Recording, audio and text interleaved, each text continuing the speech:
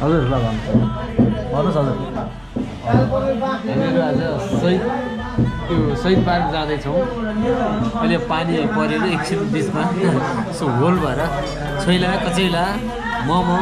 हाम्रो मोटे दाइको पसलमा खाँदैछौँ एकछिन मोटे दाइको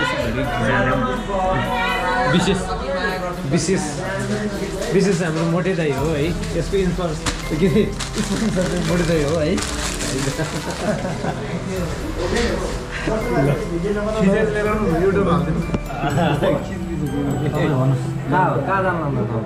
खै आज सूर्य गइजाने कता बोलाउनु पो कता बोलाउनु हो मलाई त थाहा नै छैन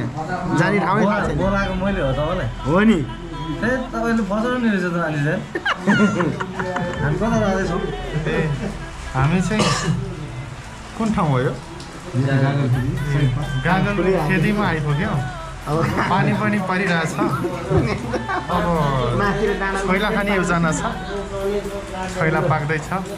खान्छौँ अनि त्यसपछि अब पानी कस्तो हुन्छ त्यसै विचार गर्छौँ हेलो गाइस के भन्नु न हजुर के भन्नुहोस् आज टाढा लैजाने आजको टुरको विषयमा होइन एकदम ठिक्क देखेछ क्या होइन टाढा छ क्या होइन यहाँ यसमा जुम देखिन्छ कि हजुर भन्नुहोस् today we are going to Shaheed park अब पानी परिरहेछ होइन त्यही भएर थोरै समय हामी यहाँ एउटा होटलमा रेस्ट गर्दैछौँ अनि यहाँ थोरै नास्ता खाएर नास्तामा हाम्रो रामशरण बिरजानी स्पोन्सर उहाँले हामीलाई छैला चिउरा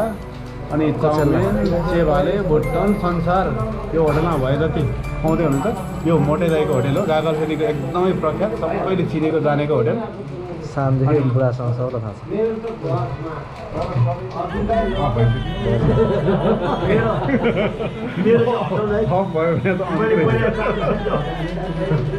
म यहाँ आफैलाई क्यामेरामा नदेखेर मैले अफ भनेको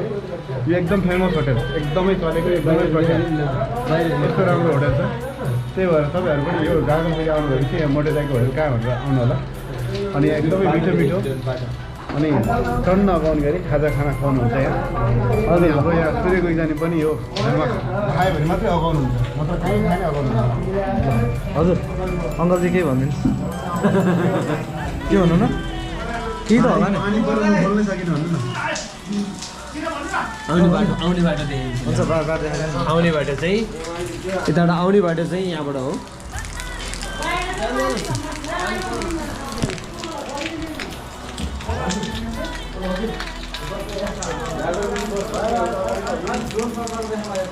ड्रोन सटबाट हान्नुपर्छ अहिले ल है साथीहरू आज हाम्रो स्पोन्सर भनेको हाम्रो यहाँ रामशरण दाजु हुनुहुन्छ है उहाँले चाहिँ हामीलाई हेरेर स्पोन्सर गर्नुभयो चाहिँ हामीहरू यहाँ छोइला कचेला के भन्ने खुलाउनको लागि ल्याउनु भएको छ हामी खानाको लागि रेडी हुँदैछ एकछिन वेटिङ गर्छौँ एकैचोटि हामीहरू छोइला आइसकेको छ हजुरहरूलाई आयो हजुर आयो छोइला कचेला मटन सटन के छ यहाँनिर है प्लस एकदम विशेष भइरहेको छ यहाँनिर अब यहाँनिर अब हामीहरू खाना लागिरहेका छौँ अब हाम्रो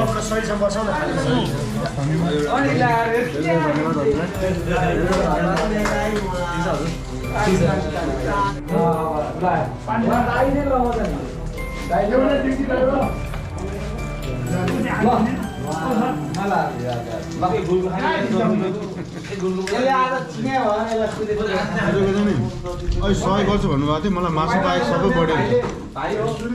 मासु बाहेक सबै बढी हुन्छ होइन खाँदै गर्नु चढ्नु अहिले मासुमा नगए नि कोक्सित भयो होइन मासु बाहेक सबै बढी छ होइन चना आलु मासु बाहेक अरू कुरा म थप्दिनँ हजुर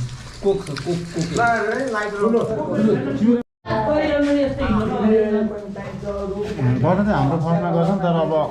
कहिले चाहिँ थाहा छैन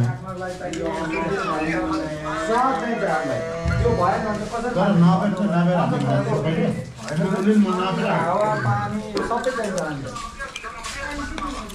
जग्गा दुईपट्टि नापेर बराबर हामीलाई हाल्छु म भन्दैछु नि त्यही त त्यो चाहिँ त्यसरी गर्छु भनेर